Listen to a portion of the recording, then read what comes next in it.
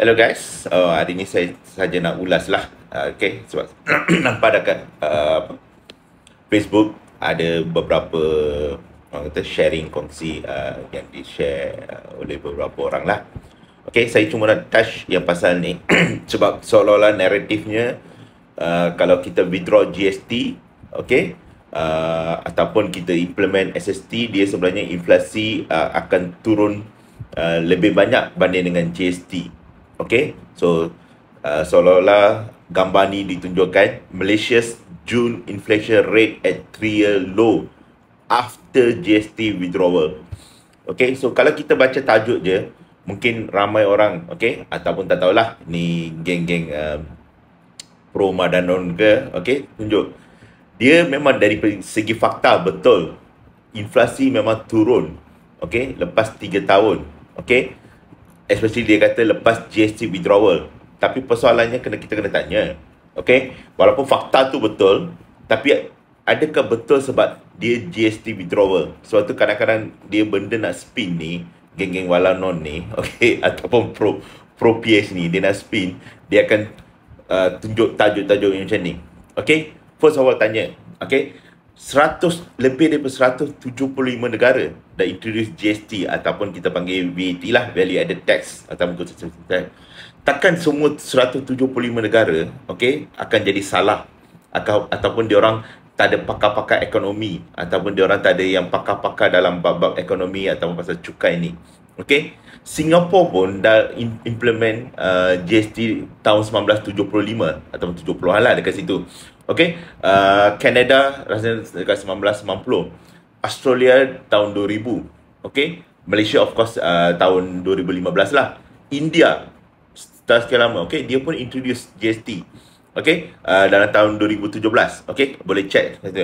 Tapi persoalan saya adalah, okay, walaupun dari segi fakta betul, tapi kita kena ingat GST ataupun apa-apa cukai lah, tak kisah apa nama pun, even SST pun, kalau kita first introduce, at least kurang-kurangnya untuk setahun, 2 tahun akan ada, orang kata, market correction ataupun apa kita panggil lah, akan ada peningkatan cukai sebab pengeluar-pengeluar, pengilang, peruncing, pemborong, semua dia nak adjust price dia sebab dia kena include cukai.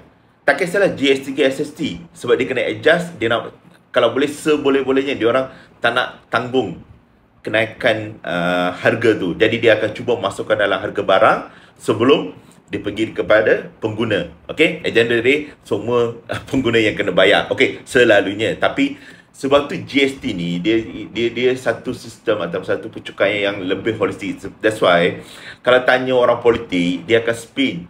Cuba tanya ahli-ahli pakar ekonomi ataupun ahli bank negara ataupun orang yang berkelayakan dalam ekonomi ataupun orang yang pernah belajar dalam finance accounting. Rata-rata, kalau tak saya, okay, hypothetically speaking, lebih daripada 98 atau 99% akan agree yang GST adalah satu sistem yang bagus dan holistik. Sebab dia akan, orang kata, satu, dia transparent, okay. Kedua, dia akan, orang kata, tak banyak loophole dalam sistem pencukaian negara. Orang susah nak lari daripada tax. Okay, sebab tu ramai, kalau boleh businessman ataupun orang kaya-kaya ni, dia tak nak GST sebenarnya. Sebab tu kebanyakan yang lawan GST ni selalunya orang-orang yang ada agenda ataupun dia punya, orang kata, dia punya ni lah, niat dia sendiri. Okay, so back to this, okay, 3-year low ni, okay, sebenarnya bukan pasal GST withdrawal. First, kita kena faham inflasi tu. Bila kita introduce satu cukai, bila orang kata inflasi tu akan jadi tinggi, ratanya kalau saya dalam 2 hingga 3.5%, okay, dia naik untuk setahun, 2 tahun. Lepas dia dah naik, dia macam rate tau, okay. Saya nak bagi contoh pun, bila dia dah naik, katakan tahun 2017 ataupun dalam tahun 2018, masa dia GST withdrawal, inflasi jadi rendah. Dia inflasi rendah tu tak bermaksud sebab kita withdraw GST. Sebab apa tahu? Dia rate dia naik. Dia, kalau kita orang yang belajar matematik apa semua tu, dia macam ada slope. Dia akan jadi slope macam ni. Jadi rate masa awal-awal tu, inflasi tu dia akan tinggi. Jadi makin lama-lama tu, dia punya, orang kata, apa tu yang Y equal MX plus C, kalau you all belajar tu ataupun at maths tu, dia punya rate tu akan makin menjadi turun. Jadi kes dalam ni pun sama juga. Inflasi bila dah naik terlalu tinggi, okey, laju, okey. Bila kemudian tu dia nak naik lagi tinggi tu, sebab penghilang pun tak naikkan harga, sebab masa awal dia dah naikkan 2-3%, contohnya lah harga dia. Tapi last-last dia rasa okey, untung atau margin yang dia dapat tu dah lebih daripada cukup untuk dia cover cost, lepas tu dia ada margin. Jadi dia takkan naikkan harga. Jadi kebetulan inflasi akan jadi turun. Jadi kenapa kita gunakan inflasi turun sebab GST kita withdraw. Bukan pasal tu okey, sebab dia dah naik. Kalau rata-rata kalau kita tengok even kita ambil contoh yang sekarang ni ataupun lepas perang Russia Ukraine. Kan inflasi naik tinggi sampai 4-5%. Tapi sekarang kan dia dah jadi turun 3 atau 2%. Okey. Adakah pasal of course sekarang ni dia turun tu sebab perang Russia Ukraine memang dah orang kata dah tak ada dah. Okey, dekat almost berapa? Setahun setengah ataupun 2 tahun.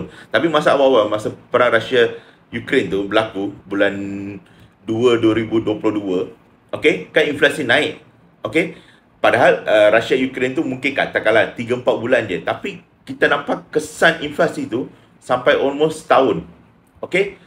Lepas tu lepas tahun setengah dekat US, especially dekat US lah. Lepas tahun setengah baru dia mula start menurun. Okay, of course dia punya sebabnya pasal perang Russia Ukraine tu, okay, memang dah tak ada, okay, ataupun boleh dikatakan efek dia dah kurang dah sebab supply chain disruption, yang kapal takut nak pergi ikut yang yang dekat Turki ke Ukraine tu, lepas tu dia lepaskan. Jadi dia ada banyak sebab lah, okay. Tapi apa yang saya nak cakap tu, okay, lepas perang Russia Ukraine ni, okay, dia dah mula inflasi masih tinggi, okay, tapi sekarang dah turun. Dia punya rate menurun tu, okay, tak bermaksud harga barang turun. Harga barang masih tinggi sebab dia punya rate dia turun. Dulu mungkin dia naik RM5, RM6, contohnya lah, okay, per apa-apa lah, untuk katakan beras ke bawang ke apa ke lah, okay, per kilo ke ataupun per 1000 kilo ke ataupun per metric ton, okay. Tapi sekarang ni dia mungkin naik RM2 atau RM3. Sama juga kalau gaji kita, dulu kita kalau basic kita katakanlah RM2,000. Bos bagi increment 10%. So 10% daripada 2,000 adalah 200. Okay? Tapi makin naik lepas 10 tahun, gaji kita basic sekarang katakan contoh 4,000. Kalau bos bagi 10% increment, itu dah jadi orang kata 10% 400. Tapi kalau bos bagi 5%, okay, kita masih dapat increment dalam absolute value, okay, masih 200. Okay. Jadi kita tak boleh kata bos dah turunkan increment. Memanglah betul, secara fakta bos turunkan increment daripada 10% ke 5%. Tapi increment kita masih sama, RM200, RM200. Of course lah ada orang argue, kita kena factor untuk inflation. Tak, persoalan saya tak nak kaitkan, okay, bila kita tengok inflasi, okay, jangan kaitkan dengan satu benda macam ni, okay. Inflasi turun sebab GST withdraw. Ini adalah satu fakta yang kurang tepat. Okay guys? Okay, so lain kali janganlah gunakan apa orang kata, memang fakta tu betul, inflasi turun, tapi bukannya sebab GST withdrawal, sebab dia punya rate dah menurun. Okay, sama juga sekarang ni kalau US dulu inflasi 5% ataupun 4.8%, 5.2%, sekarang ni mungkin 3.5% ataupun 2%. Dia bukannya tiada kenaikan harga, ada kenaikan harga, cuma rate dia dah menurun sebab base, kita punya base ataupun reference point dah naik tinggi. Okay guys?